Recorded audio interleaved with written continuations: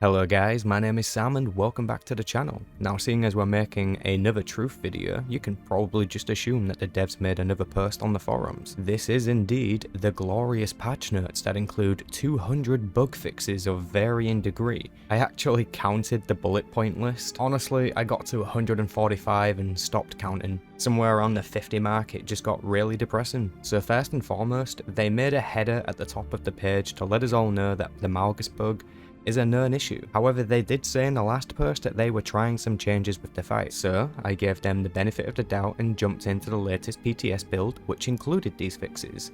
And, well, the bug didn't happen. I stayed in the area for some time trying to get the bug to happen, which, as a reminder, is where he pulls you in and suddenly you just die. Well, I couldn't get it to happen again. And while playing this, it got me thinking. The game was running really smoothly on the PTS. This is most likely because the server is completely empty. There really isn't that many people playing on the player test server, which always means better performance. So, I have a little theory here. What I'm thinking is that the devs can't replicate this bug, and neither can we on the PTS, simply because the issue, in my professional opinion, displays severe signs of desync, which has always been an issue in this game. What is desync?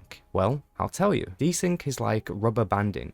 For example, let's say you just used force charge on an enemy. Sometimes in places like PvP, the game won't register what you did properly on the server side, causing you to not be where you wanted to be. We call this desync. Could it simply be that when servers and instances are full for the Elon flashpoint, like when it was at launch, this is probably when the bug is happening, so maybe the devs should consider looking into the server capacity bandwidth thing and download some more RAM or something so it works better for everyone. Yay. Okay, wow, that was actually just the Malgus part, really. Ugh. Let me sit down. Alright, let's face it, these patch notes cover a lot, so you should probably go check them out as well. But while you're here, let's take a look at the new inventory. So they told us they were going to make some contrast changes. This is the result. So what we can see is that they have brightened the background of the inventory and have dimmed the border on empty item slots. However, the windows seem to be bigger than they were before, even while using the same interface settings. So they've changed something here. I noticed straight away that the character screen and inventory were bigger now, compared to what I used to have. I have to say, I don't like it. Why?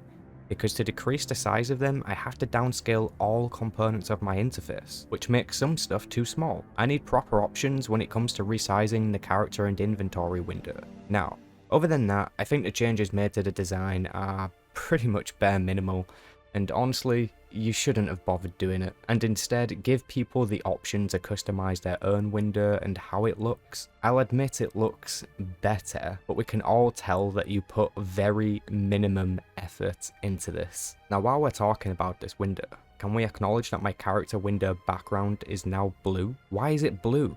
My character has Dark 5. He is a mighty lord of the Sith. On the live servers, I had a shade of red. Give me that back and stop taking things away from me that I like. So I hate to break it to you, but we still didn't get any update around patch 7.1, or when they are thinking of releasing it. Now I know it's still early days, but the devs' credibility of running this game is coming more and more into question. Bioware is a AAA developer that is backed by a publisher called EA, and carries a Star Wars IP. I know you guys already know this stuff, but come on, think about what that means. What these companies are doing for the MMO that we love is slow and painful murder. Lesser companies are doing much better. The game is now on the path of destruction. These next few months honestly really could make or break this game for a lot of people, especially when they find out that they have to pay again when new story is released. And that's without knowing whether or not it's going to be super short again. What's that saying? Fool me once, shame on me. Fool me twice, shame on... who? You. One thing I want to remind everybody is that we showed you a lot of things, but we haven't showed you everything. And there's a lot of activity going on behind the scenes. But I really want to remind you, right, that this is just the start. I really, really hope you are not lying, sir. Okay, ladies and gentlemen, a link to these notes will be in the description or a comment. While you're down there, be sure to leave a thumbs up on the video and subscribe so you can stay up to date with the channel. Make sure to leave your own thoughts in the comment section below, and while we're talking about the comment section actually, I would just like to take a moment to tell you all how amazing you all have been in the comment section of these videos. We all know that the internet can be a bit of a cesspool of toxicity, and I realised that the vibe of these videos could possibly, you know, attract some toxic people. I just really wanted to tell you all that you've been absolutely incredible. I've been looking at the discussions, I've been hearting basically every comment that I've read, which is basically every comment. Yeah, go figure, I have no life, right? I just sit at home reading comments all day, I guess. But yeah, once again, thank you very much for that, folks. You are really, truly just awesome and sincere and genuine, and I couldn't appreciate you any more for it, so thank you very much. Alright, that's the end of this video, so peace. Oh yeah, wait. For anyone saying that the game has a small dev team, make sure you check out this end credit scene for Legacy of the Sith. It actually tells you who worked on the expansion.